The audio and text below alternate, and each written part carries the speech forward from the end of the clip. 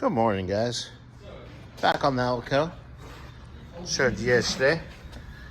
Got things set up. I'm gonna start taking these control arms out. So I'm gonna do that right now. And wait for the bushes coming. Both sides.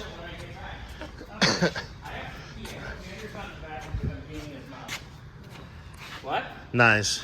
Oh, that was on video. Nice. Both sides, guys. We'll get it done. Let's show you when they're out. All right, guys. I got the two longer ones, lower ones. There you go. I have to the housing unbolted both sides for the small ones. Just gotta finish knocking out the bolt. There's the other one. Knock that bolt out and like lower it down and should be able to get to the upper, to the frame. All right, guys, there you go. Keep on working here. All right, getting ready to grease up the ball joints, tie rod ends, anything that's greasable in the front. So get on here. See if I can do this one-handed. Ooh, excuse me.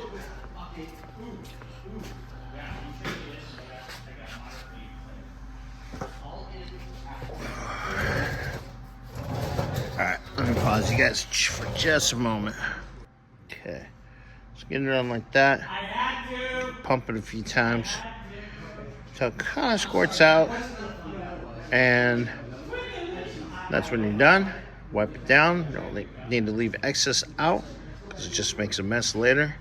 So go ahead and do it and get going. Okay, guys, got them all greased up, ready to go. There's one less thing to do. Both sides. Morning. Hey, how are you? Good. What are you playing with? The surface of the thermostat housing was warped. How? Don't know. Yeah. So we had Bobby run a bead of weld. Now I just got to grind that weld down to make it flat and level like it's supposed to be. Nice. All right. Yep.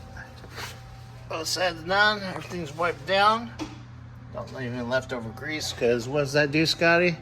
Make a mess. Leftover grease. Have gun will travel.